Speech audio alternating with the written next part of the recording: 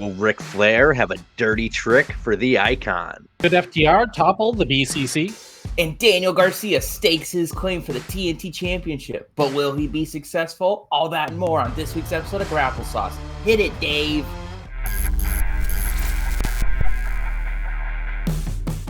Hey, Daver here. Welcome to the show. Hey, this guy's Chad. And Chandler's back as well. It's been only a week, but it feels like a year. How we been, boys? Pretty darn good. How about you? Good. I can't believe it. I missed Collision. Who would have done? Yeah, but I kind of thought about it. I think AEW as a whole, Tony Khan, everyone got a little breather. Oh, yeah. It was probably good and refreshing for them to have that. I did miss Collision too. Really look forward to that every week. But yeah, it felt kind of like a empty void not having it there. A little one. But yeah, they're back at it with Dynamite coming from Tulsa, Oklahoma. I believe it's Dynamity. Just wanted to put that out there. I don't know what a dynamite is. I think it's Dynamity. Dynamity Calamity. Oh, Tony Khan, change it now. Yeah, fun stuff. Yeah, before we get into our review of Dynamite, do we want to talk about any wrestling news? Anything going on in the in our neck of the woods? I wasn't expecting it. I was not able to watch Dynamite until really late today, so I don't know the whole story. But apparently, Hangman Adam Page was injured tonight in the main event. Does anyone know what happened? There's some conflicting reports, right, Chad? Yeah, it depends on who you listen to, but yeah, the Wrestling Observer says yes, and Sean Ross Sapp says it's just a shoot, brother. Really? That's Yeah. interesting. Of the two biggest, I would say, I mean, I know we're number 3 guys, but the two biggest wrestling news sources, and they're like, we don't know. So I don't know. I didn't really see it. He looked like he was wrestling a little slow, but that could have been just him taking it easy or him selling it, by God, maybe these guys are selling. So I hope he can make it to the pay-per-view healthy. Yeah, apparently when he flipped over and landed from the reversal of the Muscle Buster is when it apparently happened. He rolled out of the ring, clutched his ankle, and some people are even saying he yelled at the cameraman not to film him because it was broken. So, kind of the latest before we kind of went on the air and kind of talked to Chad, it could be that Hangman has some kind of personal conundrum going on and he needed an out in case he couldn't make the pay-per-view. Oh. Which makes a whole lot of sense. But yeah, Uncle Dave Meltzer says hurt. Sean Ross says no. Hey, who knows? Could be somewhere in the middle. Yeah. Whatever's going on, of course, I hope that these guys are okay. So I hope Hangman Adam Page is okay, and whatever's going on, he's able to fix. And if he can't make the pay-per-view, it's awful, but he's got bigger things going on. So I'm glad that he's able to take care of them, hopefully. But yeah, gosh, that's awful if he is hurt or if it's something personal that he's got to deal with. That sucks. So hope he can take care of it. Yeah, for sure. Yeah, whatever's going on with him, I would prefer for him to be at Revolution, but what I want really doesn't outweigh some, other things that could be way more important. Yep.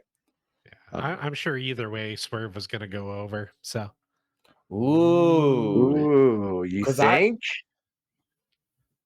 That's risky because I was thinking Joe will at least retain, but if Hangman Page can't make it, I think you gotta put that title on Swerve. Like, change your plans, brother. Yeah.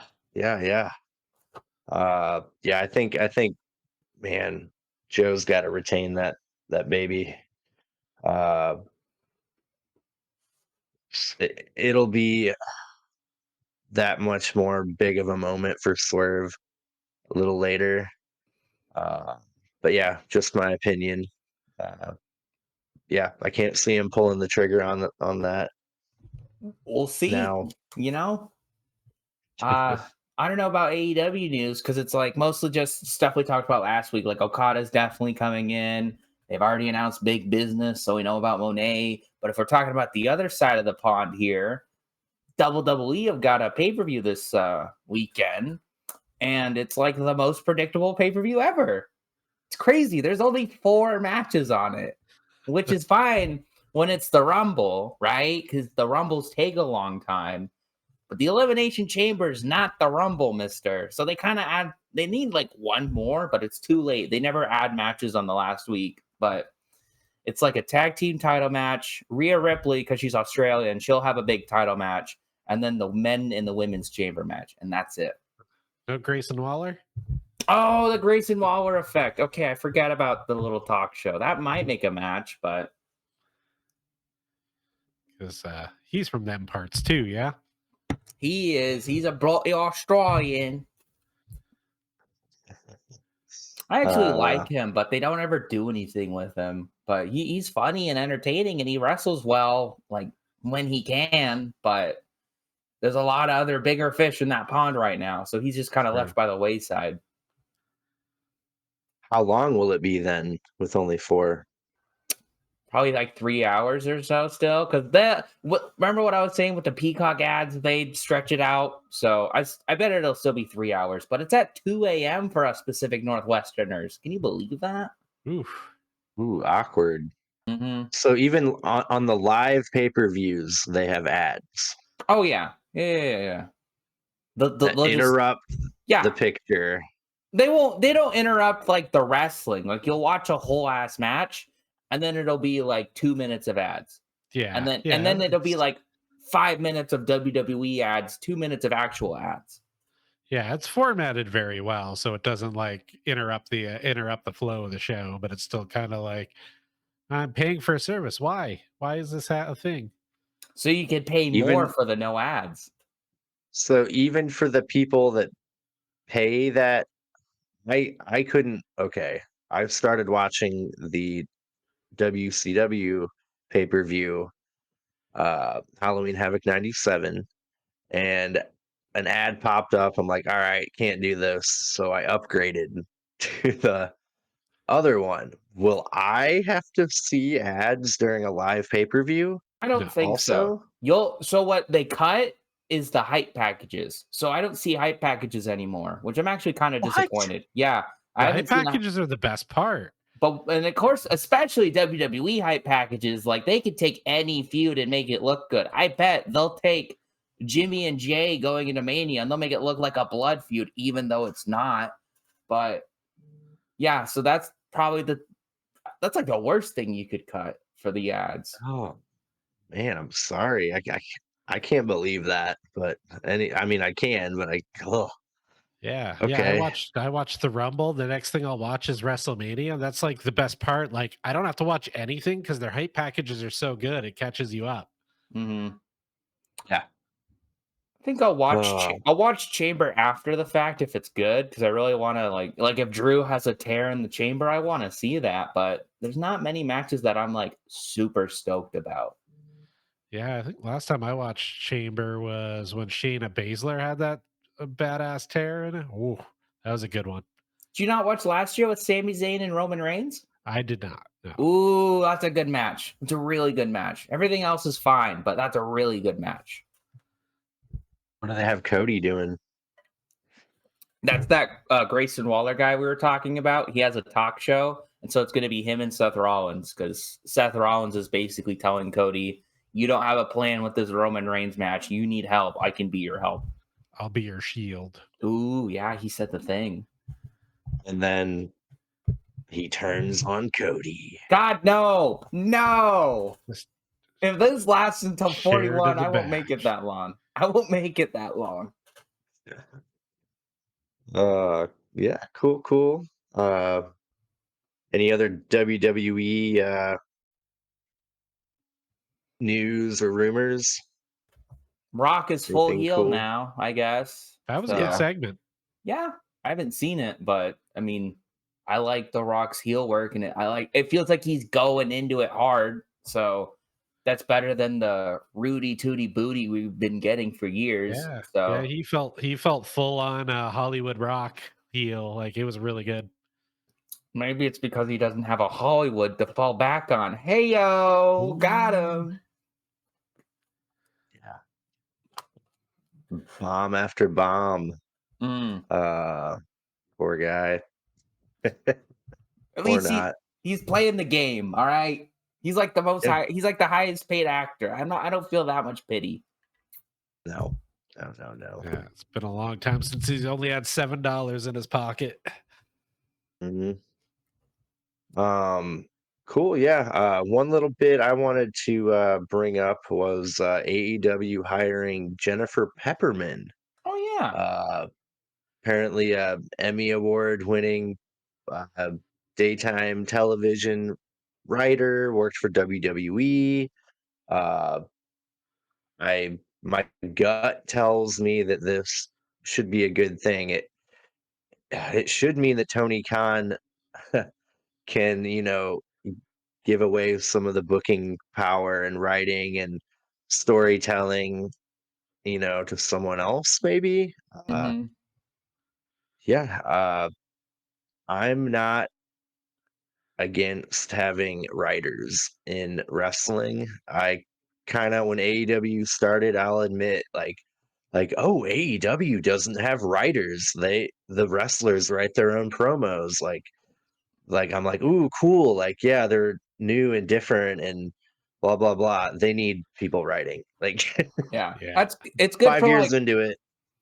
it's good for like MGF probably or Moxley because they can cut their own kind of promos and they're good on their own, but they're really good at this. But you send, unfortunately, I hate saying this, you send Adam Copeland out there with at least a few bullet points, and you kind of see how he kind of stumbles. So I don't think what WWE was doing 10 years ago, where it was word for word, you go out there, you say the script. That's not what I want, but I like the idea of, hey, by the way, you should sell this, you should talk about this, you should do this. But any way you get there, that's on you. Like, I like that idea. So, Yeah. Yeah. Yeah. Yeah. As always, the best route's probably somewhere in the middle ground.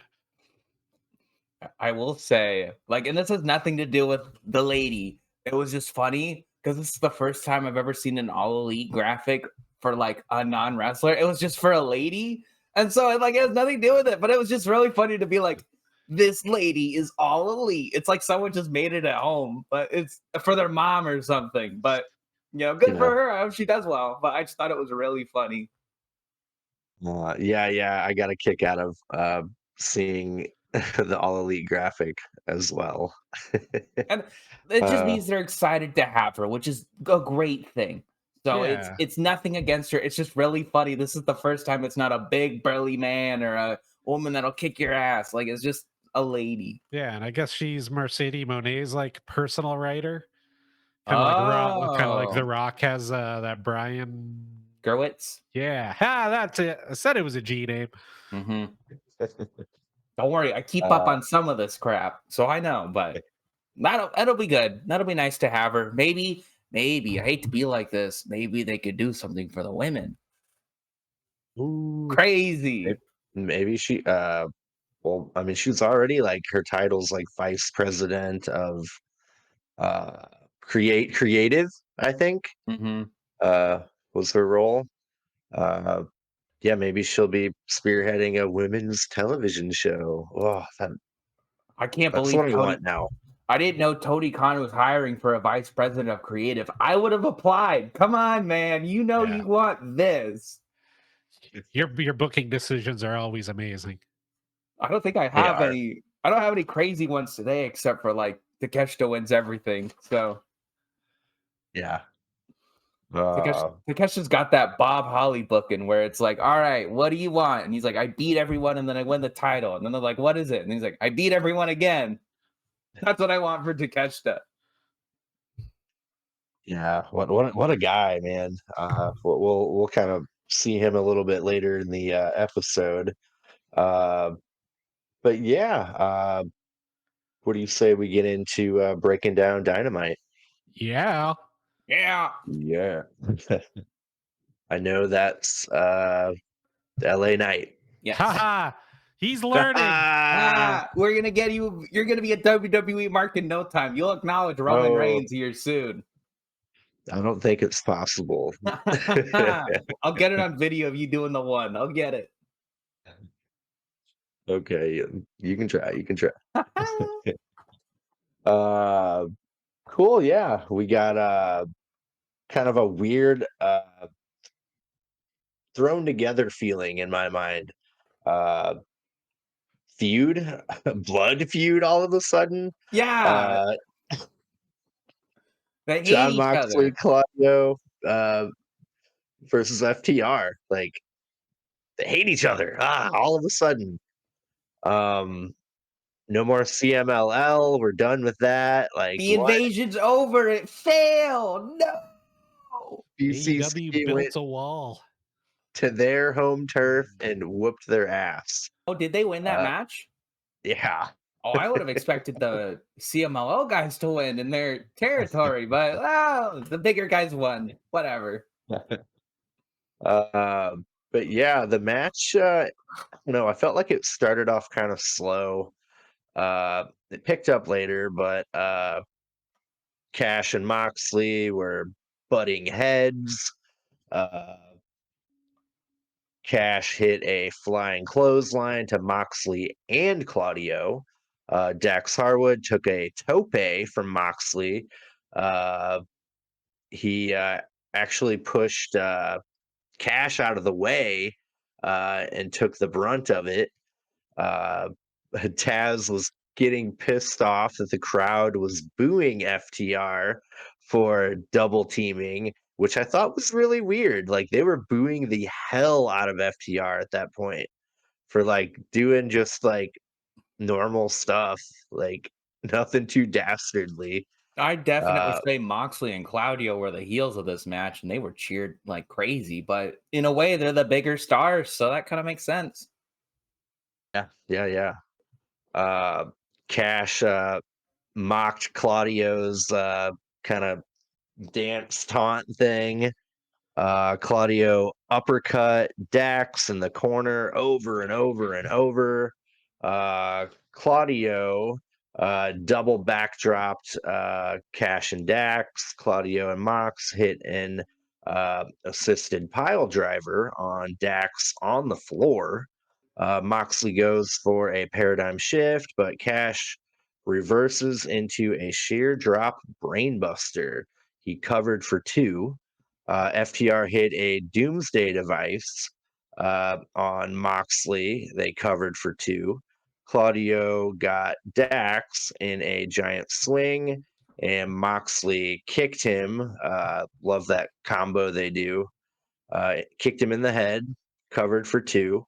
Moxley got a bulldog choke, locked into Dax, but or rather, Claudio got one on Cash. Cash ended up standing up with Claudio still on his back, broke up the choke. Dax and Claudio do dual sharpshooters to Moxley and Cash. Um, Dax gives Claudio a big pile driver, covers, but Moxley rolls up Dax for two. Dax and Cash go for the shatter machine, but the 20-minute time limit ran out. We got a time limit draw. Uh, yeah, are they digging in the time limit draw well too many times? They shouldn't be doing this after that too much. I'm fine with it. They really held off in the Continental Classic a lot more than I thought. Like I felt like every week I was like, "Oh, this will be the first draw. Oh, this will be the first draw." And they waited until the last episode of Collision that they had this classic to do one. So that's like what, that one, and then they did the one with Swerve and Hangman, and then they did this one, which I would argue that this match probably didn't need, but I don't know how else you would have ended it because Danielson's already got a match, as we see later. Garcia's already got a match, so you can't do a trios match. You could have Yuta interfere because I assume he was at the CMLL, but look at that. Look at that reaction. That's why you can't have Yuta interfere in this. So I don't know what else you do because you obviously want to get it to the pay-per-view. You don't want it to end now. You don't want any team to win. You can't do a DQ. You can't do a count out. Like, well, like I guess like what else? I was fine with it. Yeah, I'm thinking maybe part of the story they're trying to tell too is like these guys are evenly matched. They're neck and neck. Like Moxley and Dax the Axe was like very competitive too, and hard to like, it's hard to pick a winner there. So I think maybe it'll be grounds for cool stipulation. Maybe they'll do 2 out of 3 falls or something for the pape. They got close. Dax was like, "Let's do a match. We'll do a little bit," and then they got interrupted. Which Yeah. we'll get to that in a second. I have a funny little bit, but I thought this match was pretty fun. But I agree with you, Dave. It was really slow in the beginning, and I was like, "Ah, this is kind of like not going anywhere." And then they just picked it up, and it was great. I loved Claudio's dual suplex to the FTR boys. That was pretty tasty. I loved the dual sharpshooters, obviously, and then Dax just slapping him like a big man, and Claudio slapping him like a big man. It was great. Yeah. And then, again, I was fine with the draw finish. Could it have been better? Sure. I honestly thought either A, if Cash Wheeler does have to deal with whatever legal stuff he has to deal with, this would be a good way to write him off. Like maybe they win, but then they injure him, and now Dax has to do a little solo work. Or this is where FTR win because at the end of the day, they're the tag team. They're a better tag team than Mox and Claudio. But if this is building to a really fun match at Revolution, then I'm fine with that. Yeah, I do. Yeah, thanks for mentioning the dueling submission spot too. And I think that's like an FTR thing they love because they had a great feud with DIY and NXT, and they did a very similar spot there too. So I think that's definitely a FTR proclivity. One little critique. The crowd was chanting 5 more minutes, and Paul Turner essentially rang the bell and restarted it. Like I think he did it. I think that's the AEW thing where the brawl's happening for too long, and that's the signal for people to come out and stop it. Which they didn't do it again at the end, but I don't. When you I feel start the match, it's like ding ding ding, but this was like ding ding ding ding ding ding ding ding ding. Like it was different. So it felt like it just like, oh, did he restart it? Wait, no, he didn't. But it looked like he Yeah, did. it was But kind no, of he didn't. clunky. It could have been done better, I think. yeah. But yeah, they all brawl. Locker room comes out to hold them back. Um, yeah, definitely not resolved. um, cool. Yeah. After that, we get Renee Paquette backstage with Orange Cassidy. She brings up all the best friends being taken out with their different injuries and all the different ways they were injured. She asks if Orange Cassidy is cleared. Doc Samson is right there. He says that uh, unfortunately or fortunately, he's cleared to wrestle. Just So, barely. so yeah, Orange Cassidy says if he's cleared, he's gonna wrestle. We get a little recap of the Undisputed Kingdom and the Orange Cassidy feud. They talk about Orange Cassidy being at Wembley and Rev Pro. He defended the title, and they actually showed footage of that, which I thought was kind of cool, kind of cross promotion. I know, kind of maybe you've brought that up before, Chandler, about uh, can't remember the context, but like you're like, they why didn't they just show footage of it? You know what I'm talking about? Yeah, I'm sure it was like a Ring of Honor thing they were talking about, where it's or like when they were doing the Cope Open and they were like, "Oh, here's Yeah, Griff Garrison.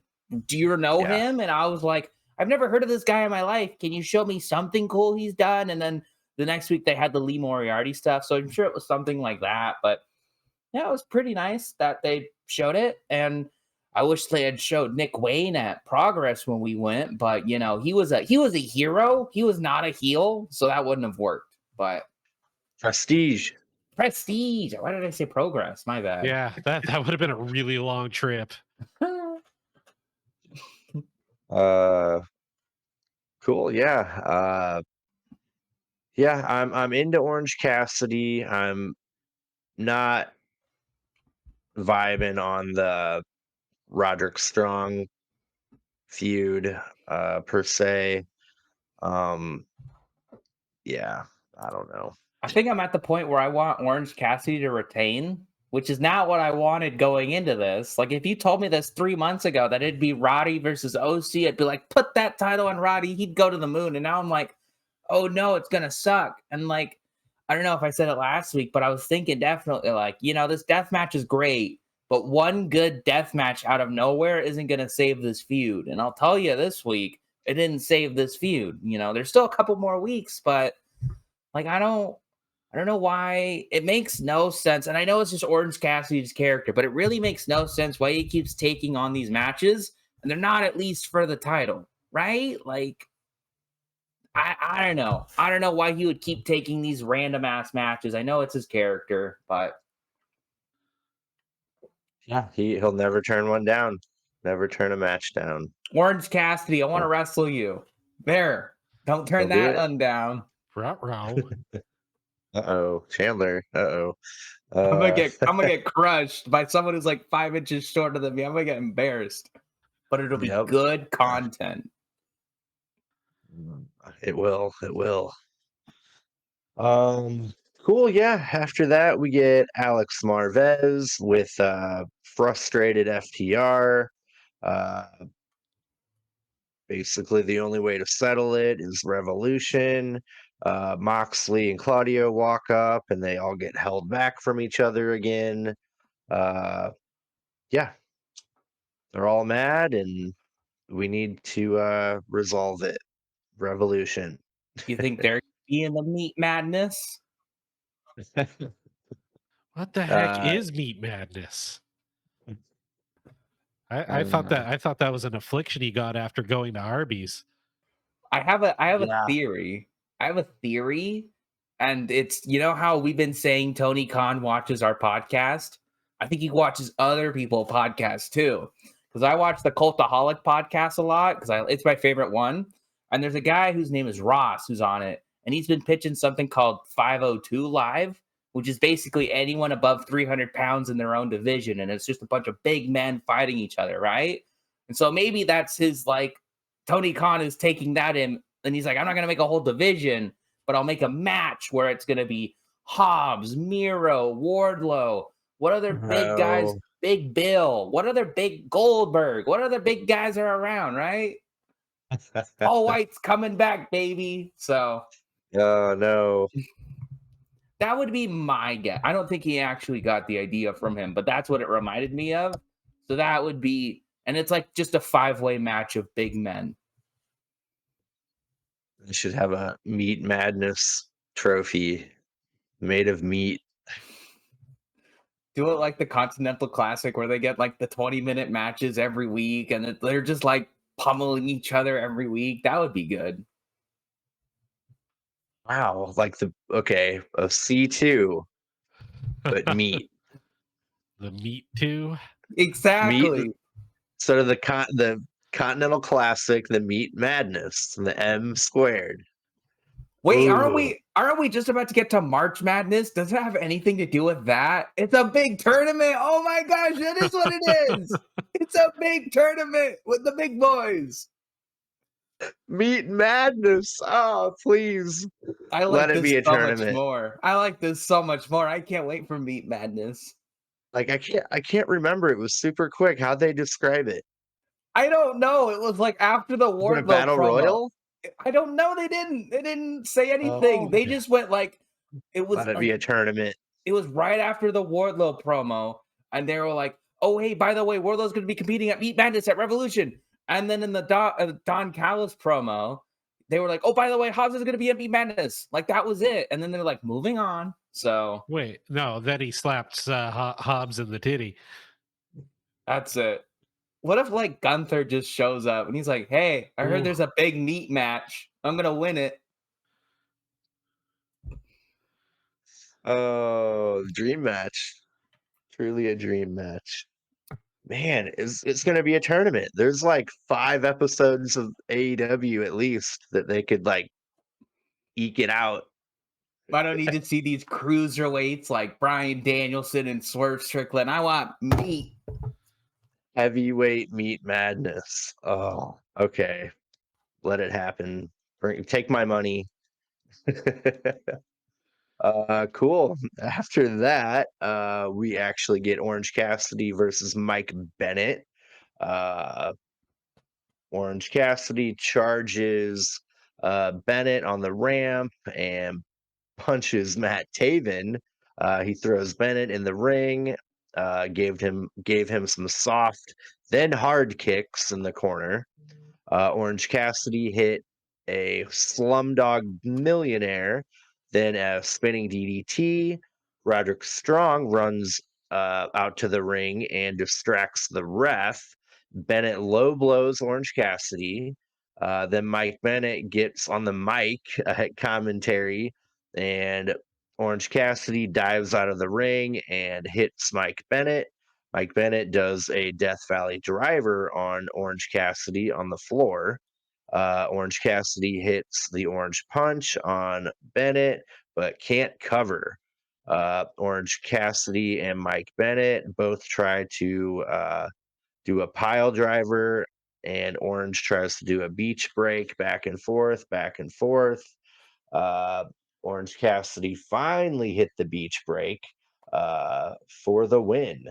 Taven runs out, then Roderick Strong. They beat down Orange Cassidy until Jake Hager runs out to help Orange Cassidy, hometown guy.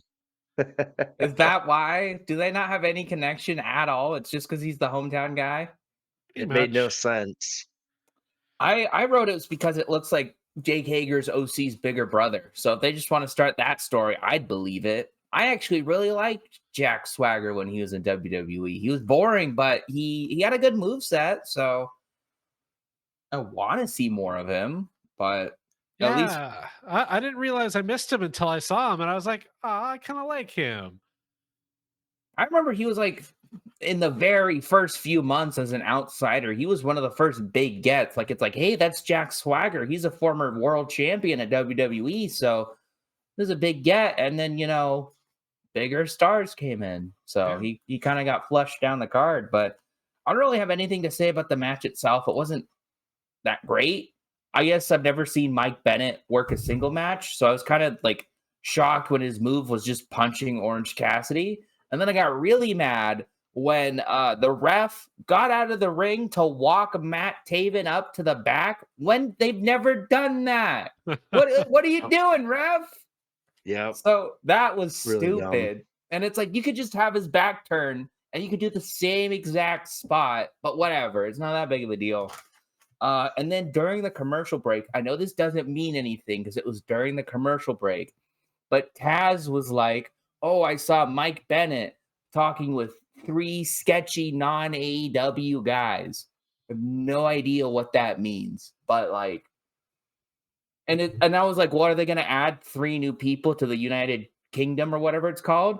And I was like, "But that doesn't make sense because the whole group was started because they hated MJF, and now they're adding non-AEW people. Well, how many non-AEW people hate MJF? Or does it Dude, have anything to do with MJF anymore?" there's a couple MLW guys I think that are coming up, free agents that were in a faction with MJF. Ooh, that I don't know. That could be That's something. that's an interesting little poll. Maybe like That's what came to mind.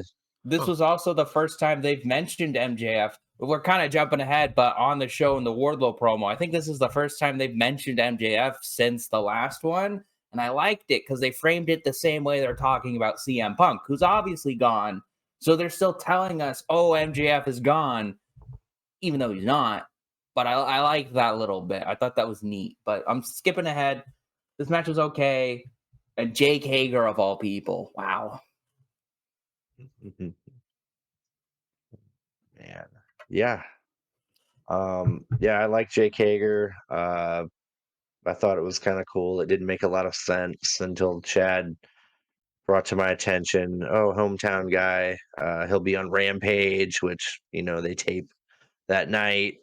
I hope they bring him around more. Make him part of the best friends or something. Make him like a, honorary member for a little while. Maybe you have him wear sunglasses and jeans and make him a giant Orange Cassidy. That I could think work, right? Sweet. that would be funny if they were just like, all right, here's Orange Cassidy, the tag team, and that's just how they call it. And so they're just like, oh, Orange Cassidy won the tag belts, and they're both Orange Cassidy. And like on commentary, they just freak out because they're like, wait, which Orange Cassidy are you talking about? Which one? Oh, Orange Cassidy just got hit by Orange Cassidy. Wait, what's going on? So, They try to do twin magic. oh, you just took it up a level. Yeah. Okay. Yeah, we're on to something here. Okay. This Uh, Dynamite was bigger than I thought. I thought this was a run of the mill, like forgettable episode. No, we're setting up stuff for the future. there we are. Uh, cool. Yeah, Jake Hager. I'm glad to see him. Hopefully they bring him around more. After that, we get Renee backstage with Cool Hand Ange. Tonight is his date with Ruby Soho. Like 4 months later. It's Like, a slow week okay. if we're using Renee for this. Yeah, yeah. Let's see. A white SUV rolls up. She asks if it's their ride. He says, actually, I got us a lift. They walk away. They zoom in on the bottom of the door of the SUV, and some shambly feet wiggle out and unsteadily get on the ground. And oh, it's Ric Flair. Woo. Is it bad I was hoping for the Young Bucks? What's happened to me? I was like, come on, Bucks, come on, Bucks. As soon as I saw how long it was taking to get out, I was like, man, that's not Nicholas or Matthew. Oh, I thought they were taking the poo out of it. Like, oh, I'll take as long as I can to get out of this car. Like, I thought it was them. So color me disappointed. And I said I got mad at little things on this show. The ref thing was the first one. This Ric Flair thing is the second one. But I'm gonna let you talk about it, Dave, because it's a little bit more important to you. Renee wants to know Ric Flair's thoughts on Sting's retirement. He says he's upset he hasn't been more involved uh, in the past 3 to 4 weeks. And he's going to explore his options. He shambles away a few feet and knocks on the let me rephrase that, Nicholas and Matthew Jackson's locker room door. They answer it and they let him in. Ooh. What you got, Chandler? Lay it on me. Why? Why is Ric Flair on Sting again? Why? You're getting worked, brother. I don't want to get worked. You're getting worked, brother. Oh He's my. gonna do what everyone doesn't expect him to do. He's gonna turn on the Bucks. Okay, if I get worked like that, I'll take it. I'll be happy to be worked, but I don't think that's going to be the case. Everyone's like, oh, Ric Flair's gonna Ric Flair about it and turn on Sting again. He is gonna get some of that wrestling goodwill back. He's gonna help Sting and screw over the Young Bucks. What if what if, Sting and Darby win, Sting retires, but obviously Darby needs to find a new partner. Well, Ric Flair's right there. There's your Yep. new tag team. Oh my, we got Darby wearing a robe, strutting down the. You know what? Okay, this just made me think of something else. You know how long I've been saying they're going to end it with Sting and Ric Flair one more time? What if Ric Flair helps them win and, does this worky swerve? And then he's like, I want that match. And then it happens. Oh, it's going to happen. It's so going to happen. Oh, hopefully not. I think if Ric Flair has another one in him, it'll be someone like Jeff Jarrett or Jay Lethal. Matt Hardy, they kind of both move at the same speed. Oh yeah, yeah, true. Yeah, man. I'll give him Uh, credit. I'll give him credit for taking, like, I don't know if this was the plan, but they took a real life story of crowds don't really want to see Ric Flair right now, and they put it in. So I'll give him credit for that. That's pretty neat. And it feels like they did that with Wardlow later on too. I actually really Yeah. liked the Wardlow promo. So I'll give them credit for that, where they're taking like real life stories and putting it into the context. And I am interested to see what Ric Flair does, but I don't want it to be him turning on Sting, unfortunately. But if I'm getting worked, that's the goal here. Yeah, it was a trip. I did my homework this weekend in lieu of watching the non-existent Collision. I watched Halloween Havoc 97 for our retroview, coming to a Grapple-Sauce near you. And Flair had a match in that. And I was like, oh my God, it looks like he's aged 90 years in the past 30. It was yeah, he looked awful. good. Looked good in Yeah. that match. Man, who did he fight? Kurt And Hennig. Hennig, Oh man. Mr. Wow. Perfect. Yeah, that That, was a trip. that would have been a belter. Yeah, fun stuff. Um, cool. Yeah, after that, Ric Flair shenanigans, we've Oh, got wait. I'm sorry. Did you guys notice how bad the shot was when Ric Flair was being interviewed by Renee? Like, it was washed out and like the quality was worse and it was like way too close. Did you guys notice that, or was I it fine? did. Okay. I was like, these promos, backstage promos always look fine. They're always staged well, but this one looks awful. So I don't know what was the problem, but ooh. Also, did you catch? He's like, "Oh, sorry, Renee, I didn't mean to walk right past you." What was that about? Did he walk right by her like an old senile man? Did you hear him say that? I couldn't really hear Ric Flair because he was I've been exploring options, brother. So Sounded wasted. to pick the Young Bucks, you got to be wasted. Anyway, moving on. What happened next? Oh man, we got Tony Schiavone in the ring with Daniel Garcia. Yeah, good stuff here. We find out Adam Copeland is hurt, and we're gonna get Daniel Garcia versus Christian Cage for the TNT title at Revolution. Thank you. Sounds great. Garcia thanks the crowd after they do the "You deserve it" chant. He says he lost a lot of confidence, that feeling that he used to have when people told him, you're going to go far, you're going to do great. Uh, he says he only needs 3 seconds uh, to be great. In the C2, uh, he proved himself and it changed his life. He thanks the crowd for dancing with him and restoring that feeling that he had. Uh, he says he will see Copeland later and he will be TNT champ. He calls out Christian Cage. Christian Cage's music hits and the patriarchy walk out. Um, Christian Cage says Adam Copeland will never have another shot at the TNT title. He says Garcia isn't ready for the match at Revolution. And he says the dancing is just a distraction. He wants to make the crowd like him. He brings up Daniel Garcia's past. Says he had a dark childhood and he knows his mom's address and brings up that Daniel Garcia's dad is dead. He said it. He did the Oh, thing.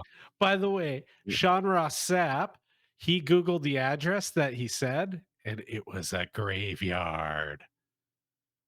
Oh my That's how much gosh. thought they put into this stuff. That Oh was my. amazing. Oh my gosh. I was like shocked when he was doing that. I was like, are we just doxing people? Like straight up Jesus. And now that you've said that, oh my gosh, Christian Cage is the best. He is so good. Like he took the time to look up the address of a graveyard in another city. Like that's amazing. My yeah. gosh. Dude, Christian Cage is so good. He has restored all the credibility back into the TNT title. I mean, I don't know what it was like before he had it, but Right. it definitely feels like the Yeah. second most Yeah. important title. And it's only not because, there's a world title. This will always be the bigger title. But this literally feels just below it. Like it feels what the World Heavyweight Championship used to feel like, not the current one, the Yeah. old. Yeah, back when Cody was doing the John Cena Open Challenge with that thing was top of the moon. Then somewhere along the line, it became the 24/7 title. Yeah, now When it's back Miro up had there. it was good when Miro had it. It was good when Cody had it. It was good when Darby had it. But then when Wardlow like lost it and won it and lost it and won it in like what, a month period or something. I don't Uh if I remember correctly, it might not be the right order, but like he lost it to Joe and then won it and then lost it to Hobbs and then won it again. So like that's kind of just odd how they would do yeah. that. Yep. Yeah. Um and then let's see. Christian won it from Darby, right? No, Luchasaurus beat Darby, right? Yeah. And then Yeah. Yeah. Luchasaurus had it, but Christian held it. And then it was Wait, the no, triple. no. Christian's had it the whole time. Okay, oh yeah. Luchasaurus has never had that title. But then we'll say Christian retained by pinning Luchasaurus for the title. There, that's what we'll say. Yeah, yeah, yeah. This But yeah, revision of even history. that little like tiny taste of Adam Copeland, holding it high, like gave it a little boost too. A For WrestleMania sure. main eventer who wants that title more than anything else. That's pretty cool. Yeah. Yeah, yeah. Yeah, I'm gonna give that title its full prestige back. Full, all the way to full. Hmm. uh yeah, good But yeah, stuff. I'm a big fan of Garcia challenging for it. I was pulling for a triple threat because I thought Copeland would still make it, but they're probably giving him a little time off. So I'm all for Garcia winning this. I don't think he will, but I'm gonna go all in on him when we do our predictions. Make sure you check that out in the next week. But Yeah. yeah, and I loved the promo. I thought Garcia was really good. I thought Christian Cage's running down of Garcia was really good. Like it was just a really entertaining promo overall. And then I loved Daddy Magic in the end. Like he's Oh, always he's in the crowd or something. He just jumps out and with the chair, but he's great. Like this whole program is great, and it's only like 2 weeks old. yeah, it was amazing. That promo, like it felt like authentic, like he believed every word. It was telling a great story. And then yeah, of course, Christian can do no wrong right now. And yeah, that was in my thing, like Daddy Magic coming out. It was I love just that weird little side story they've been telling where the whole time he's like, don't dance, we're sports entertainers. Then he sort of embraces the whole like, no, this dude's a wrestler now to the point where he's like jumping out and almost being a father figure himself, like, I'm gonna protect you from this giant dinosaur with a chair. It was it's like a really subtle story they've just been sort of telling off to the side, and I'm really into it. Slight negative here. Shouldn't Jake Hager have come out to help Garcia? No, he had to help his little brother. Come on, he was busy. Okay. All right, all right. I'll look past that. What about Uh, Cool Hand Ange? Is he too busy on his date? What about yeah, well, Jericho? Are yeah. you too busy being dead from Takeshita? Thank you, Takeshita. He's on tour with Fozzy. Oh, is he? Yeah. Yep. Okay. Yeah. This is what we've been wanting for. This is what we've been asking Yeah. for. So, Jericho, kill your Fozzy tour. Come back with a new gimmick. Yep. Do you think he can pull off short hair? Yeah, I don't know. I hate his long hair because it looks like ratty old man. But Yeah. I think bald Jericho would be even worse. I don't think. Somewhere in between. Man, Jericho was on that pay-per-view too. Halloween Havoc Yeah, 97. he was. Yeah, Wow. he was. Oh my gosh. Well, we'll review that soon. We're just having a little bit of scheduling issue because I just got a new job and it screws everything up. But we really do want to bring y'all that retro review. Yeah. Uh, yeah, we'll get there. But yeah, great segment here with Garcia and the patriarchy. Yeah, freaking love it. Uh, yeah, that might have been the most entertaining part of the night. We'll see. After that, we got Renee Paquette with Adam Page, Hook, and Rob Van Dam. Page blames Rob Van Dam for being where they are, for losing the match. RVD wants to know if Nana is there. He has something that he might be interested in, uh, selling weed, buying weed to high school kids or whatever was the thing Yeah. Hangman said a Yeah. while back. Uh, Adam Page says the plan is to hurt Swerve and stick to the plan.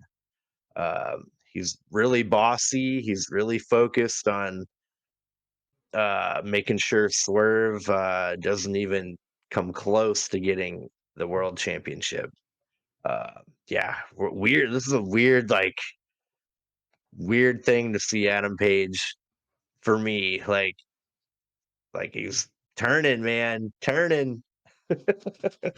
Yeah, I think Yeah, we were talking last week, like, oh, they just had the double turn and now their Page is on the good guy team, Swerve is on the bad guy team. But I think it really worked, and I think that was the point because Page was trying to boss around Hook and RVD in this, and they were like, well, we're just going to go out there and try to win. So I don't know what you're talking about with all this. We're working together to beat Swerve. Like, Hook is like, I don't care about Swerve. And RVD's like, I probably don't really care about Swerve. Like, I just want to win the match. So I liked he that just wants to little get high. later after the show. Yeah. Uh, cool. Yeah, I like that they gave us a little preview of the main event. Kind of how Paige and all them were interacting. Um, but yeah, after that we get Tony Storm versus Sydney Winnell, a Ooh. local jobber. Uh, let's see. She does a Luthez press, a bulldog, hip attack, strong zero. Then she applies her ankle lock, which she calls break a leg, like that. But she lets go and does the Venus de Milo, Diana Perrazzo's finisher, uh, and wins the match. Diana's music hits, and she does what Tony Storm usually does and takes her spotlight. They're both on the ramp and they fucking beautiful. The black and white split. Oh my god, it's so good. Mm-hmm. Uh, yeah, good stuff. Then we get the Gianna Perrazzo match. She is facing Madison Rain, her mentor. They both respect each other. I really like Madison Rain dodges a leg sweep. Looked really smooth. Madison Rain started to get a little aggressive, but Gianna hit her with a big pump kick. Gianna Perrazzo hit a DDT on Madison Rain with a bad landing. I don't know if like she was going for a flatliner and they just got their, you know, directions crossed or what happened, but man, that was a bad bump. The ref checked on Madison Rain. The doc started like running to the ring, but the ref was like, "We're good, we're good." Uh, Deanna ended up getting break a leg, Tony Storm's move on Madison Rain, and she ended up tapping. Tony Storm runs out, gets the leg lock on Deanna. The ref wants Luther to break it up, but Tony ends up letting go. And Tony Storm put on way too much lipstick. She got a little bit on her teeth, I saw. Yeah, yeah. Kind of a Joker Cool. vibe going on there. Mm-hmm. Yeah, I'm okay with it. I thought the first squash match was fine. That's all it was the squash and the little her using the Venus de Milo. That was fun. And then her cutting her off and stealing her spotlight. That was great. And like you said, with the dual visuals, oh my gosh, like they're doing it perfectly now. Like, remember when it sucked and like it would show Tony Storm for like 5 seconds and then kind of zoom in and then it would go black and white and then it would go back to the match and it'd still be in black and white. And like, my gosh, they've definitely stepped it up. Then you get to this Deonna Purrazzo match, which I've really liked Deonna Purrazzo since she's started in AEW.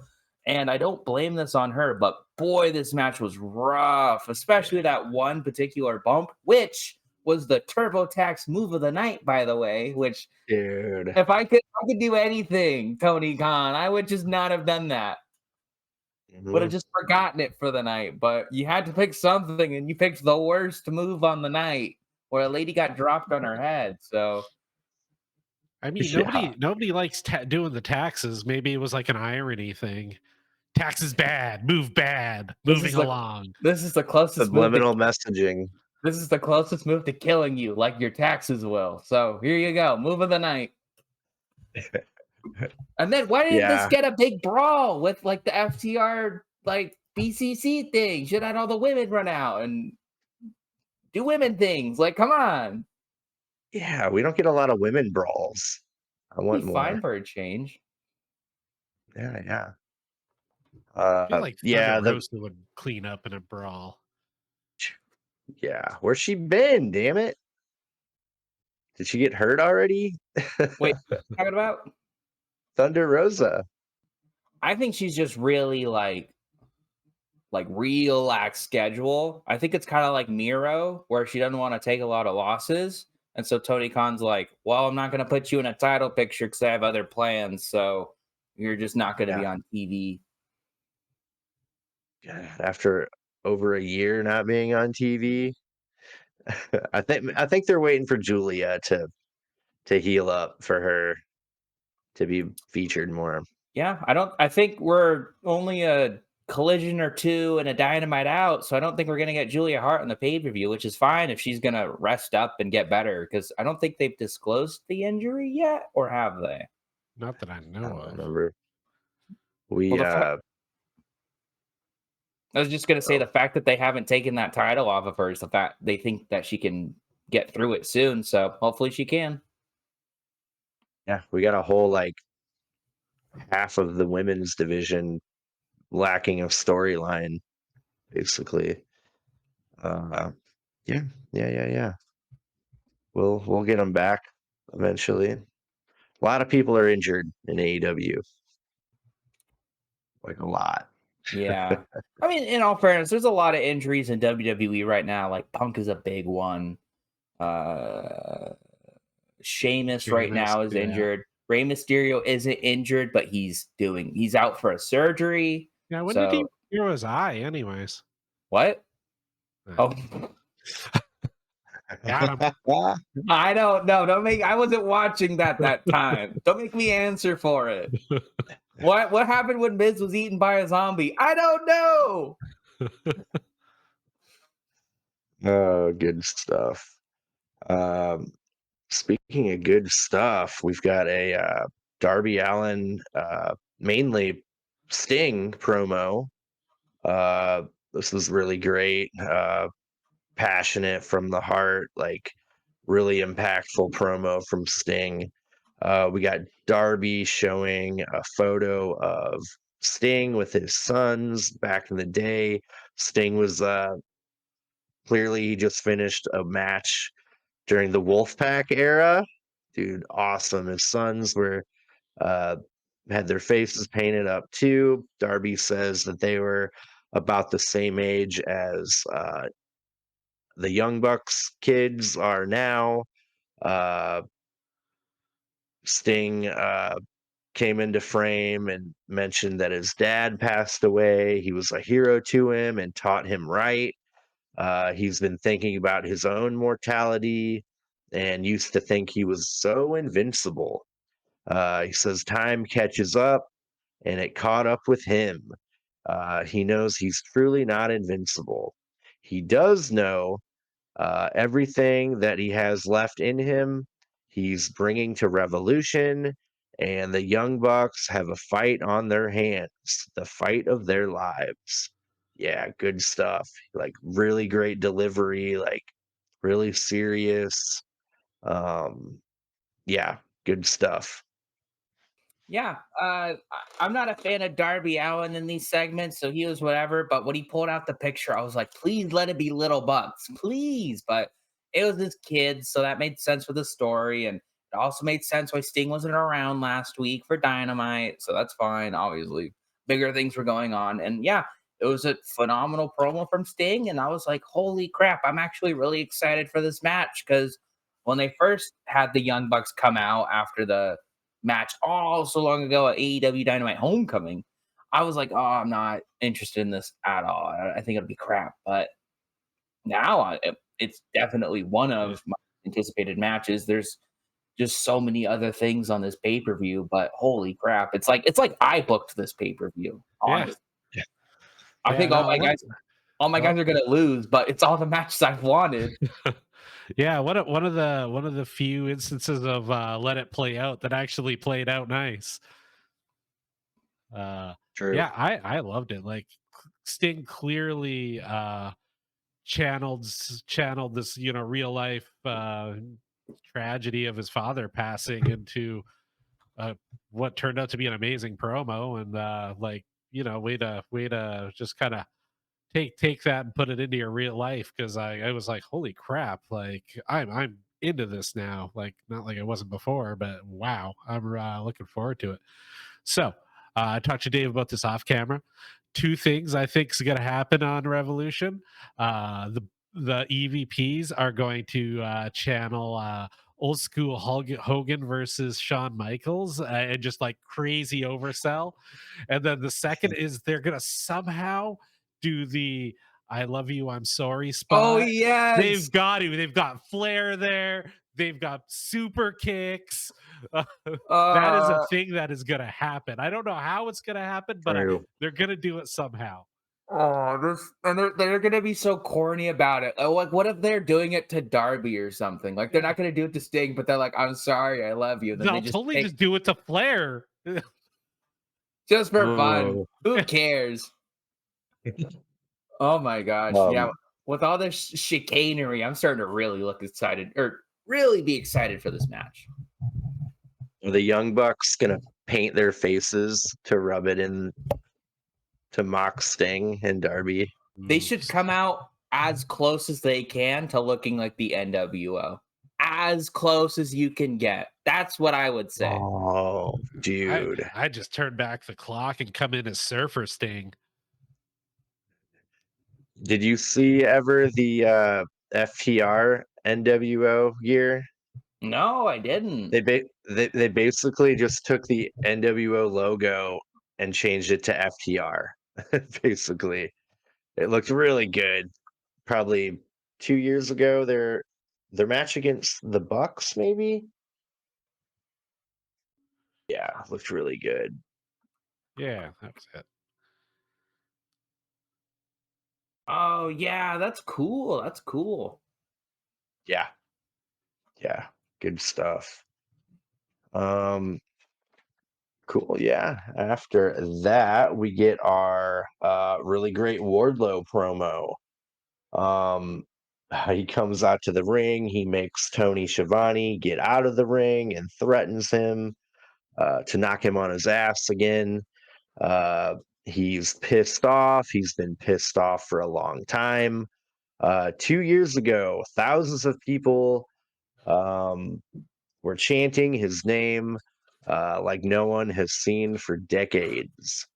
Um, he said the rocket was strapped to his back, must have been put on backwards. He should have been champ by now, and he's never even had a title shot. He said the people in the back should be fired for that. Uh, he said he's beat the best in the world, uh, CM Punk. He beat his ass like no one has before, and his body's still falling apart today. Oh, I love that. He beat MJF. He squashed him like an insect. And Samoa Joe, he choked his ass out and beat him too. Uh, he said he's the best in the world. He's better than you, and you know it. And he's the most dangerous man in the room. Wardlow says he's the uncrowned king of AEW, and it's time to start eating like one. He's tired of eating scraps. He says no one is bigger, stronger, or faster, and he's no longer wrestling. This is war. Then we get to Hello. meet. Hey, at least. At I'm least sorry. he I did. was thinking that when they said it, and I just wanted Tony Schiavone to go blow. Hey, at least he didn't say Wardlow's world. Yeah. He was doing that. Were you part of that yet, Chandler? When that was his finishing line and it sounded dumb as hell. Yeah, that's kind of lame. But I was kind of freaking out with this promo because I was A, expecting someone to come out, but B, we got this Meat Madness match happening, right? And he specifically said in this promo, he's eating scraps. So potentially you would want to feed Wardlow Him more, right? Oh my Ryback is Feed all elite. him a little Confirmed? more, right? dude! Do I Man, want I didn't that? even think of No. that. But it's funny because it's Ryback. Hey, maybe that should be the punishment: is somebody actually do the real top 5 Wardlow or Ryback matches, and you have to Yeah. watch all 5. No, you have to watch all Oh, Ryback matches. yeah. Well, yeah. to Otherwise, how are you know. going to pick the top 5? I like that one. The 2 losers has to make 2 different top 5 Ryback matches. uh, why Ryback is the best wrestler in the world? Top 5 reasons. Well, everyone knows that. You don't need to make a video on that. Everybody knows that. It's why he's not around. He's like Austin, right? He was there in the heyday and then left when they don't need him. Yeah, he left while he was on top, right?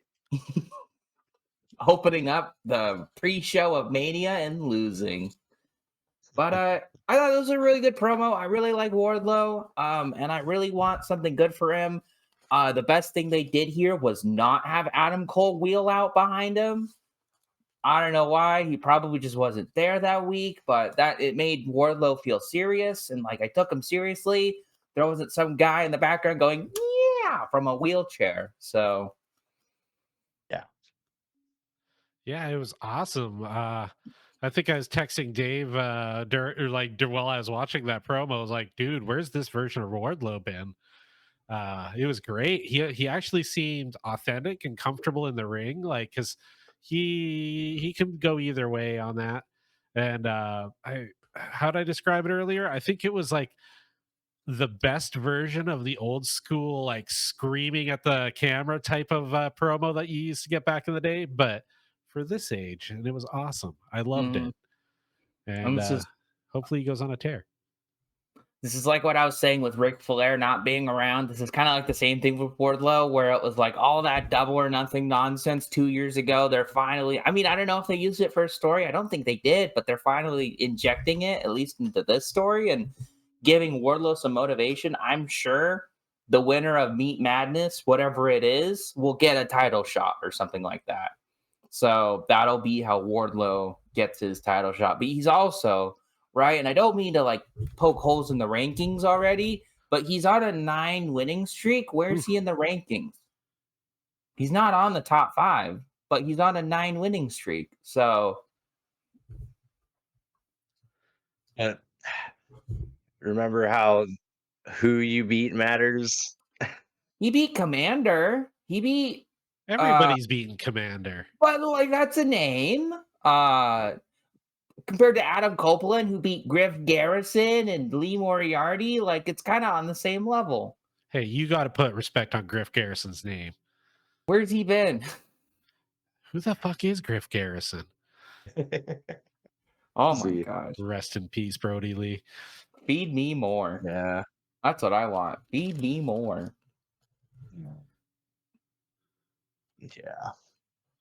I'm back, yay. He's gonna come back to wrestling eventually. And I think the funniest question is where. Like, I think if he goes to WWE, they'd unironically put him in NXT.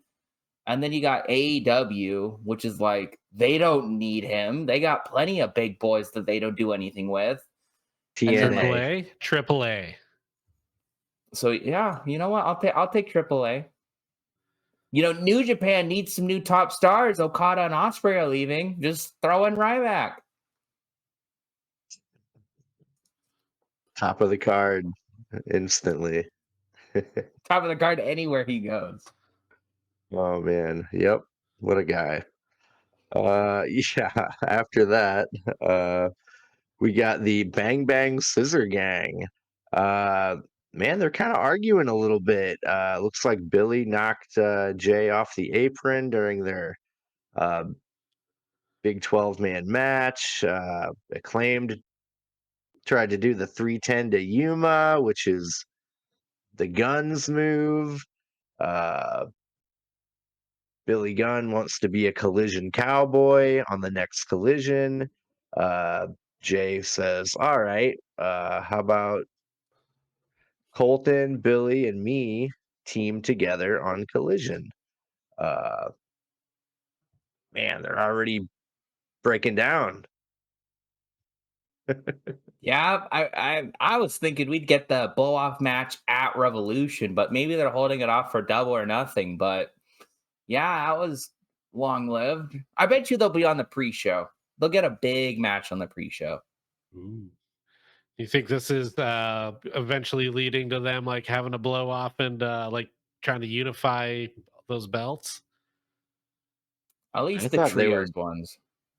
I thought that was the catalyst, like them arguing, and they're gonna try to hotshot that unification for Revolution. Ooh, that That quickly? was I my don't thought. know. I don't Like, why would know. why would they even like hint at this stuff so soon after it started To Right? if they say weren't gonna pull the trigger on that? this is building before Revolution, you know, like they could be like the seeds were planted beforehand. They were already having issues their first match, or maybe this is growing pains and they'll be like a 3-year long faction, which I Yeah. don't buy, but that's what I would want. Yeah, I prefer that. That this is just a learning experience, a coaching moment. Coachable moment. Yes, that's what we'll call it. Okay, here's what you do. Here's how you fix the Bang Bang Scissor Gang.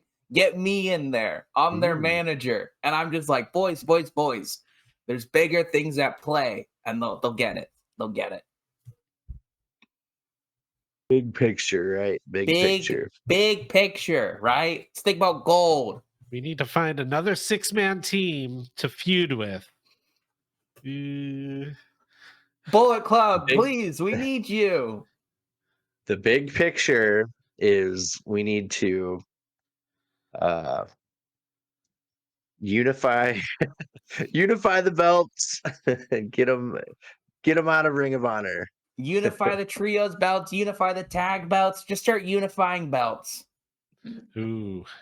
to unify it, then they could drop the belts to Dalton Castle and the boys. Yes. Everybody wins. Yeah. Now we're thinking. Never mind. I want to Yeah. manage Dalton Castle and his boys. All right. We'll get in contact.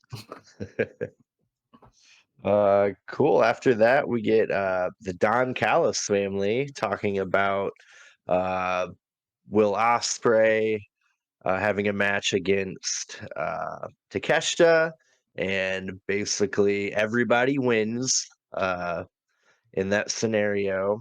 And then apparently Will Hobbs is going to be in the Meat Madness match, and Chad had a favorite part of the segment too, didn't you? Yeah. Don Callis slapping Hobbs in the titty. That was awesome. Yeah. Yeah, I'm dude, like Takeshita looked like $1,000,000. Like he doesn't have to say anything. Like he's got giant arms and like just standing there all like menacing. Like, yeah. That's why he should get every belt in the company. Come on. And then start looking outside the company for what belts he can win. Like, It'll be like FTR back in the day. put every Ring of Honor title on Takeshita and just make one Ring of Honor title. Ooh, make a Ring of Honor suit of armor Yeah, for Takeshita. out of the belts. And then he just wins because he won't take damage. The 2 tag teams will be the pectoral plates, and He just yeah, wins. He just wins. perfect. All right, yeah. Now I need a suit of armor made out of belts. Yeah. Instead of carrying around Eddie Kingston's belts, he just carries around Eddie Kingston. I like that my one. God. I didn't win the belts. I won Eddie. Perfect. I love it. All right, we're actually to our main event already here. Hangman Page, Hook, and Rob Van Dam versus Samoa Joe, Swerve Strickland, and Brian Cage. Man, Hangman came out acting real bossy, telling Hook and Rob Van Dam where to stand, what to do, what the plan is. Hook and Samoa Joe started off. Nice little harkening back to their singles match, which was a banger. Rob Van Dam tagged in, did a monkey flip to Swerve. Swerve and Page brawl separately. Hook and Brian Cage peel them away. Hook gets isolated, and we get a hot tag to Rob Van Dam. RVD cleans house, does a rolling thunder to Swerve, spinning kick to Brian Cage. He hits the 5-star frog splash on Brian Cage, covers, but Samoa Joe breaks the count. Swerve kicks Page off of the apron, and Rob Van Dam gets isolated. We get a hot tag to Hangman and a Hurricane Rana to Brian Cage from Hangman with a kip up. The crowd loved it. They were real hot for that. Hangman hits a Death Valley driver to Brian Cage for a 2 count. Rob Van Dam. Let's see. The Page hesitated a buckshot lariat to Brian Cage. Went for a moonsault off the corner on Swerve, but Cage capitalized on that. Hook ended up getting the red rum on Brian Cage and then Swerve. They both got out of the red rum, and Hangman Page buckshot lariated Brian Cage. Uh, uh, Joe, Hangman, and Swerve were in the ring. The crowd woke up for that, kind of a little preview for the triple threat match. Joe ended up toe-paying Hangman on the outside. Looked really good, brutal. Swerve accidentally kicked Joe. Then Page powerbombed Swerve onto the announce table. It totally exploded. Holy shit moment. Page yelled at Swerve to stay down. Hook suplexes Samoa Joe. Rob Van Dam goes for another 5-star frog splash again, but Cage pushes him off the turnbuckle. Joe gets Rob Van Dam in the Coquina clutch, and Rob Van Dam passes out. Joe, Swerve, and Cage win the match. Yeah, chaotic, crazy match. Lot going on. Weird dynamic, like we kind of touched on with like technically Swerve is kind of the good guy now, and he's on the bad guy team, and vice versa with Hangman.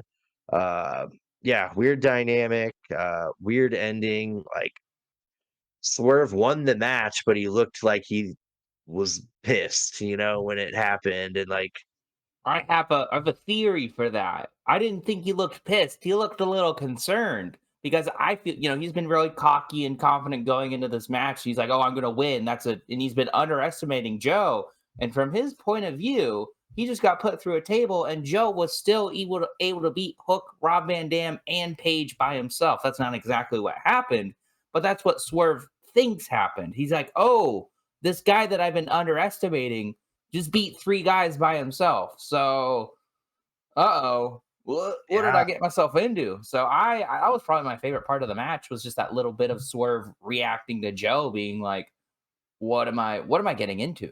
What am I getting into this? But I thought it was a really fun match. Like you said, it was a bit of a mess, but like it was supposed to be a mess because there's so many different conflicting people and conflicting personalities, and it really worked. My favorite bit also of the match, Cage hit like a power bomb. I want to say on Hangman Adam Page, but I could be wrong.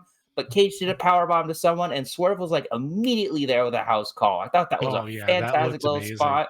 I liked the bit on the outside where I think, you know, I want to say Page went down to go jump on Swerve, but Swerve dodged it, did his roll to the flatliner, but Page still gave him a big boot and kicked him off. Thought that was a really good sequence. So I really liked this match. What did you guys feel? Oh, I loved it for the same reasons. It was like a friggin' car wreck. Like every single big personality in there for their own motives is cool. Yeah, just the wrestling and the action was great. I loved when they were teasing the first hot tag that Hangman getting pissed that he didn't get tagged in, and it was just great character work. And all in all, I was up for it, and I think it's a really cool preview of the dynamic that's going to happen in the 3-way, which is Hangman's going to be too obsessed with going after Swerve, so I think Swerve will end up being more focused going for the belt. I want to say I was listening to What Culture earlier, and they pitched a great finish for the match, which is uh, Joe's gonna put Hangman out with the Coquina clutch, and Hangman's just gonna look at Swerve and smile because Swerve doesn't win. He doesn't care. He doesn't care about the world ah, title. He just wants Swerve to lose. I was like, that's a great twist. I need that to happen now. Oh my, that is so good. You can't have like, oh my gosh, Swerve Like, would win like and I'd now, be if it doesn't disappointed. happen, I'll be disappointed. If Swerve would win, I'd be like, oh, they didn't go for the good finish. Even though that's what I want, that's all I want is Swerve with that stupid title. But oh my gosh, that is such a good pick. right, Tony man, Khan, oh watch these man. podcasts and steal from us, please. Yeah. Holy Yeah, crap. what a match. Yeah, a lot of different, uh, a lot of things going on. A lot of different spokes.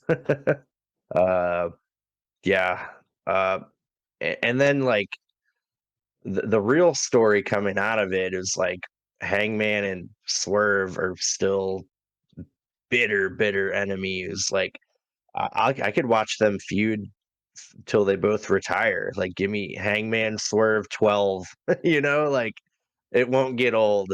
I think it's not the same feud, but this is your next Owens and Zayn that they're Yeah, just gonna that's what I fight was thinking, forever, yeah. and every time they do, it'll be a little bit better because they just know each other so well and they keep getting better and better. So yeah, I'm all for this. I think They'll it's team great. together eventually, I bet I too. was just thinking Yeah. that they're gonna tag team someday, like 10 years down the line, and we're all gonna be like, remember when we Yeah. were there? Yeah. So I'm all Man. We're for gonna this. we're gonna Man, lose if our they team and shit they when do they the do. hug, like I remember when Sammy and KO did that when they teamed together last. I was like, oh, it hit me in the feels. I mean, if By you the drink a guy's blood, you might as well one day be like I said, related at that point. 10 years or so from now, when things have quieted down and they've killed each other like 5 times, then they'll be friends.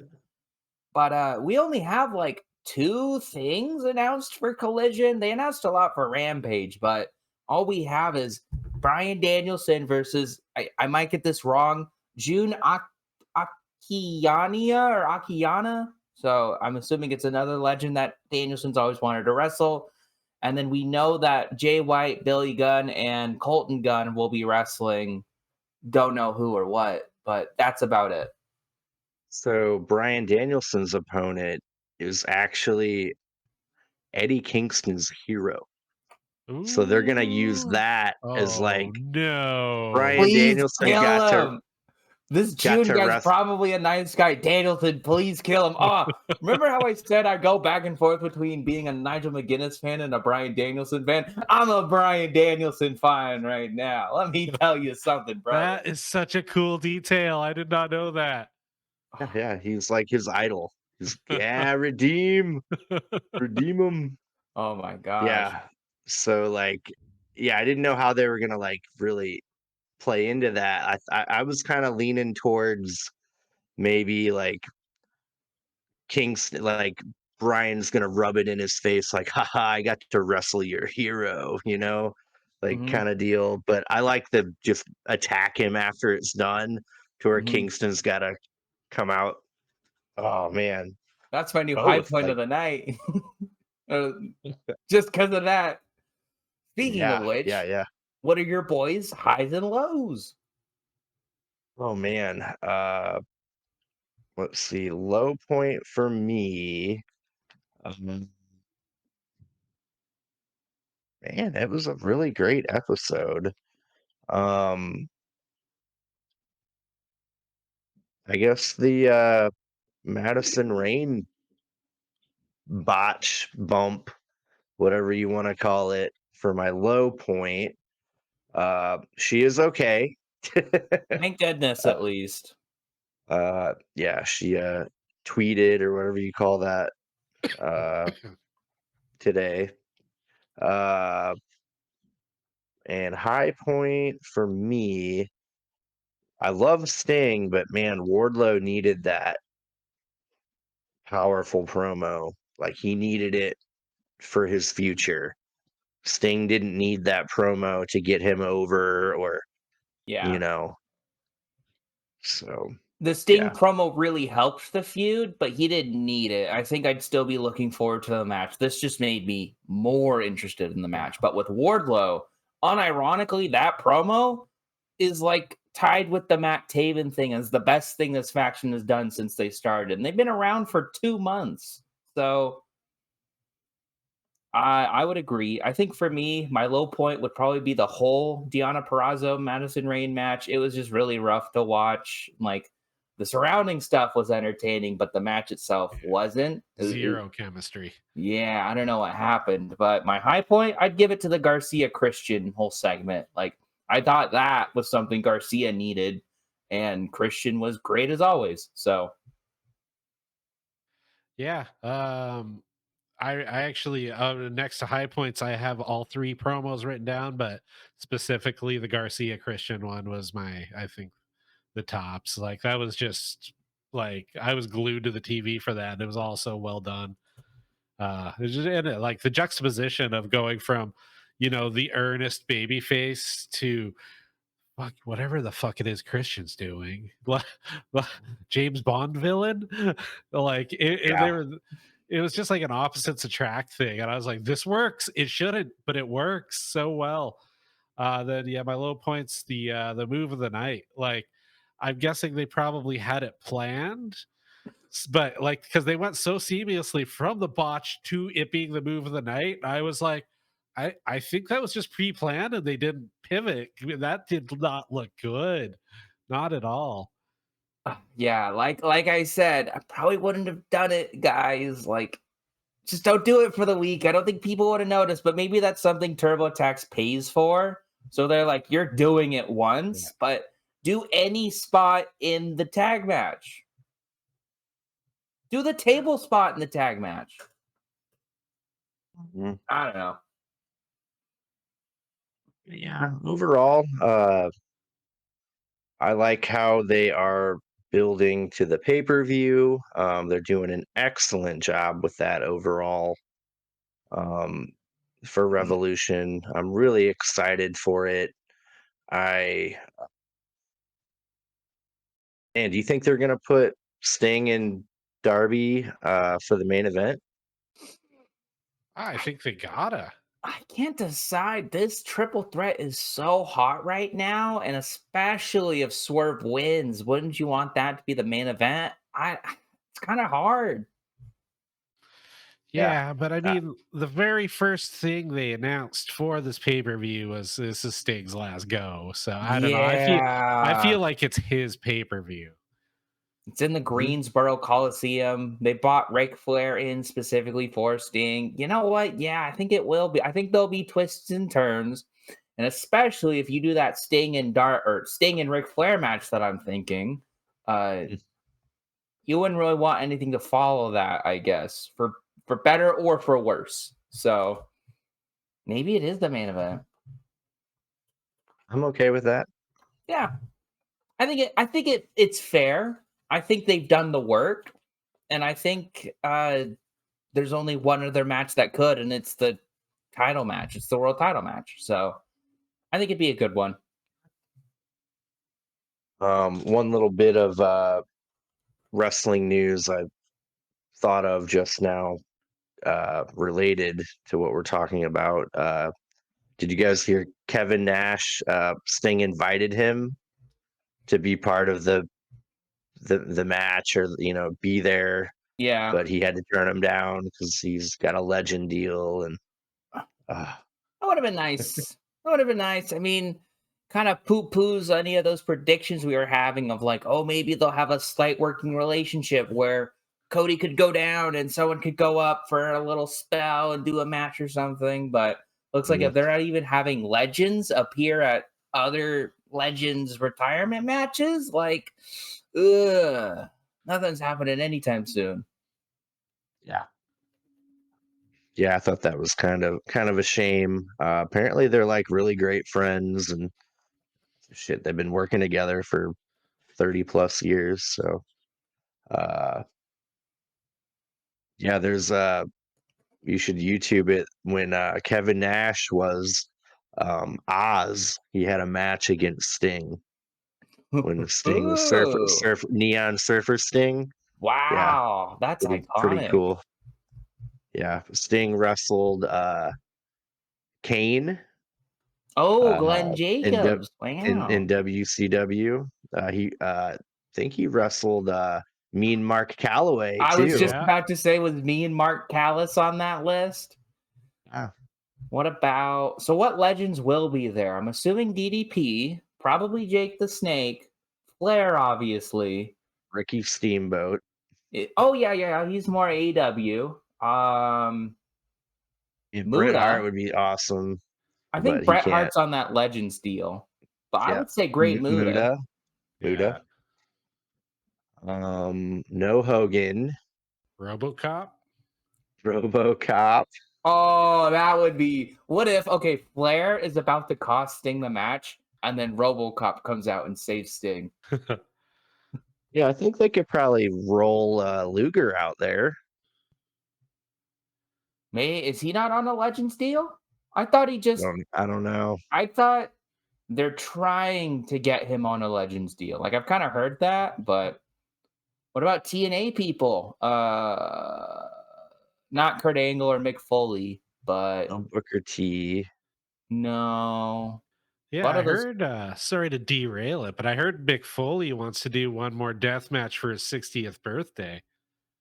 There's a lot of rumors that it's going to be John Moxley. I don't want to see that. I'm sorry. I get like him wanting to do another match, but isn't he on tape and bits of string? But they wanted to do that Moxley match way back in the day in WWE, so maybe it will Yep. happen. But yeah, should be fun. Hope they have a lot of cool legends there for Sting. Conan, maybe I he hope could we're Yeah. probably be there. I hope we're surprised. Like there's someone we're not thinking. Like, oh, I didn't know AEW got that guy. Like maybe it will be Bret Hart or Kevin Nash. Shockingly, I don't know. Mhm. Uh, yeah, Buff Bagwell. He's got the stuff. He sure does. Uh, cool. Yeah, good build for the pay-per-view. We got Collision coming up. Me and Chad will be reviewing that. Uh, yeah, fun stuff. Um, yeah, a lot of people are out there saying that AEW is having a cool off period. Um, man, I just kind of feel like that might be mistaken for them just kind of not having as much drama I going would on as they used to. I'd say January was a pretty cool month. I'd say that because not a lot was progressing, but as soon as we started getting into February and like the FTR House of Black feud was ending and all these other feuds were really picking up, I would say we had a month of cooling off, especially after the Continental Classic and how hot that was. But now, at least on the road to Revolution, like it does feel hot. So Yeah. No, I think. Yeah, I think that. y- they reset a lot of storylines, so yeah, it felt chill for a minute while it picked up for the next pay-per-view again. Like even in the WWE, from SummerSlam to Rumble, it's always kind of boring. Like, yeah, that's half a year. yeah. So I think AEW getting a month of cool off, I think that's okay. Yeah. Mm. Yeah, I mean, now that Punk is gone, they don't have as much backstage brawling, That not as much scapegoat Nick. Jack Perry's gone. Yeah. He's the one causing all the beef. Yep. Yeah, I don't know. I feel like they're in a really good place. I feel, a overall sense of good, watching the product. Like I don't uh there are no like underlying like cringy aspects to AEW that I have to tolerate just to watch the product, Like, does that make sense? Yeah, there's some undercooked stuff. There's some stuff that I wish was developed a bit more. There are people I'd like to see more, but all in all, it's still pretty good. Like that's Yeah. just someone who watches every week and has to review it. Like, yeah, I would want to catch the match on every week, but that won't happen every week. So Yeah, and I feel like they're still only 5 years old. Like WWE's oh been yeah. doing this for decades and decades, and I feel like they'll get some ideas, they'll try some new things, then they'll learn from it. So sometimes like, oh, that was weird. But then a few months go by and you're like, oh wait, no, this is actually a lot better again. Like, so they try shit and then they're like, oh, this worked, this didn't. But they're always learning and always trying to improve, I think. Yeah. It's easy for people like us or Jim Cornette or whoever to backseat book, you know what I mean? Uh, especially with the power of hindsight that we have. Like, yeah, like it's not easy. Like, sure, you can be like, oh, that was an idiot choice or whatever. But yeah, like it's not easy. I would say, and this is pretty impressive, there's only one match in Revolution that I'm not looking forward to. And that's one match of what, 8 so far? So that's pretty impressive. Yeah. What, FTR? No, the Orange Cassidy and Roderick one. Oh, I'm not looking forward to that. yeah, I'm not But either. I mean, you got the main event of the tag team match. Of course, I'm looking forward to that. The world title match, the TNT title match. You got the women's title match. You got what else? What else? What else we got? Have they announced? You got this Meat Madness that we're Meat all excited Madness. for. They've only said it like twice, and we're already hyped. Yep. Takeshita Osprey, holy shit. Kingston Danielson, holy shit. Like What? that's like 7, and then we I got forgot. And they've all FT had good builds. FTR BCC, which could probably be fun, right? Like, I'm not stoked about it, but it'll be fun. So, yeah, kudos. Yeah, good stuff. Yeah, everyone out there, don't forget to leave us a comment. How do you feel about Revolution and the build we've gotten so far? Um, yeah, how do you feel about the matches we think we're getting? Yeah, don't forget to leave us a like and don't forget to subscribe too. That would be really great. We're climbing. We're getting there. We're getting little by little. I checked mid Um, show. We're at 157 subscribers. Remember, we're just trying to get to 250 at the moment. I think we said we're all going to try the bomb or something else. Last dab, I think it Last was. Last dab. dab. Yeah, really hot Which, but flavorful. which is funny. Yeah, the bomb in comparison is about 130,000 Scoville. Disgusting and vile, and it kind of hurts. The last dab is, depending on the version you get, could be close to 2 million Scoville. Actually, kind of delicious and doesn't suck so much. Mhm. It's going to suck for me no matter what, but I'll do it for the people. So I'm looking forward to it. Ooh, you're the people's champ. Oh, yeah. If you stumble, no, I'm not going into that. Um, well, yeah, I think that pretty much wraps it up. We did all of our news in the front end of it. Uh, yeah, one day at the end of our videos, we're gonna have questions from Ooh. our viewers that we're gonna Ooh. answer. I have a question for you right now. Shoot question. Who's your favorite wrestler in AEW right now? Um, Swerve. Ooh, it's a good answer. Hmm. He's so fun in the game. Yeah. Oh, yeah, I forgot that he's in the game. So fun. Oh man, that's a tough one. I'm behind Swerve all day long. For Yeah. me, it's a really hard three-way tie between Joe, Takeshita, and Swerve.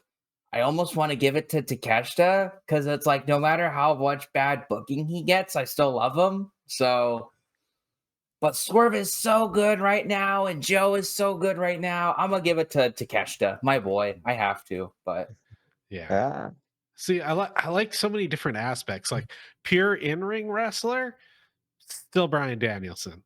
Uh Favorite character probably would have been Swerve, but Garcia's kind of coming up from behind. So like, yeah, it sort of depends on like what I'm grading. But yeah, like in-ring, still Brian Danielson. it's a fair yeah, shout. He's had a great year. Yeah. yeah.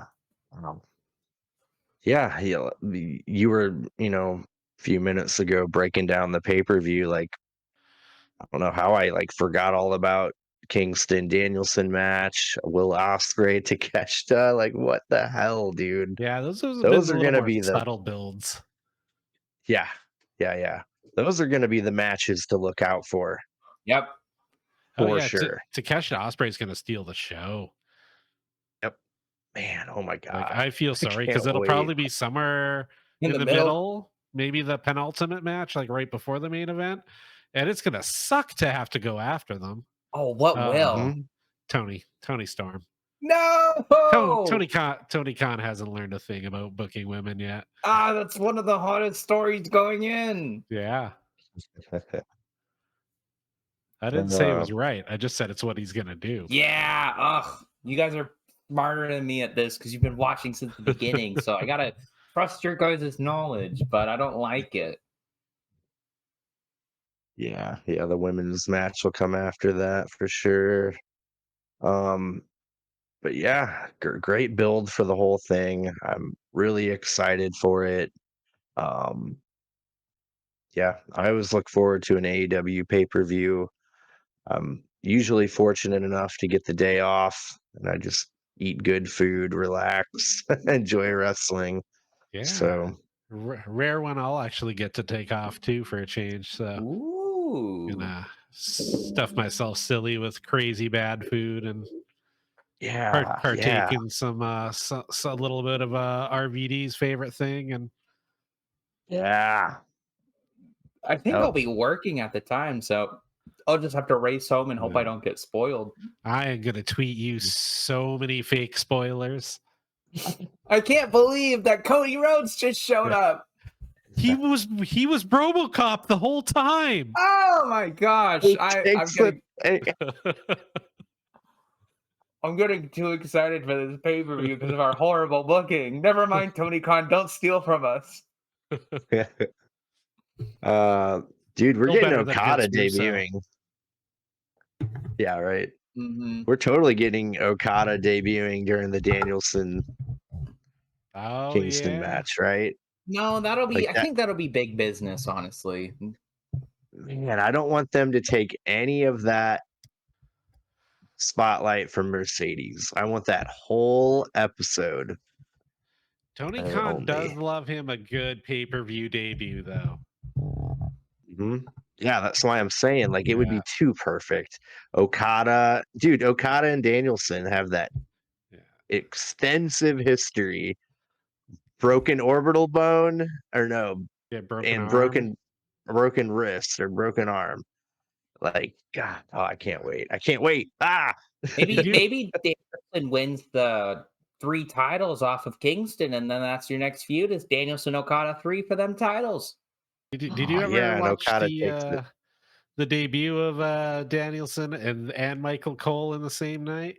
Adam Cole, yeah, I've Adam seen it. Cole. Wow, what I do? Wow. Michael Cole. My Coal I mean, that miners. would be amazing too. All the coal miners coming out.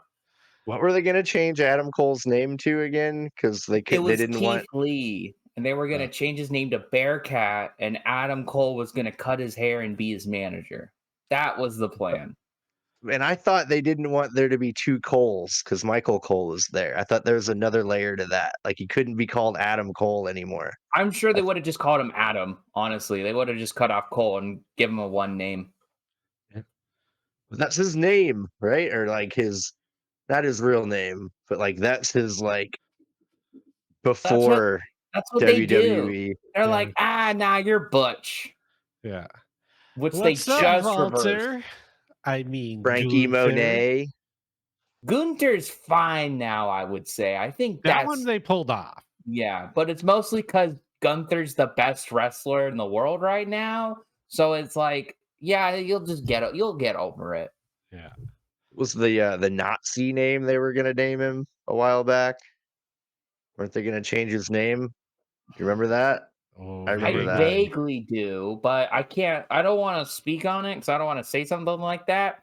But they have used Nazi stuff in the past. Like, I know in a promo, it was the promo they did for Rey Mysterio versus Dom Mysterio last year. They showed a little bit of Auschwitz, which is like, I think they used it as in lieu of a prison. So that was pretty bad. And then I want to say it was SummerSlam. They had they have their CG thing that they do that's like cringe for almost all of the wrestlers they have it for. But for Gunther, it was these big, long red flags. And at the bottom was like a black symbol that wasn't a swastika, but like but it could have been. it was whatever Imperium's logo is. And so it like literally looked like a Nazi banner. So they've definitely Okay, been accused.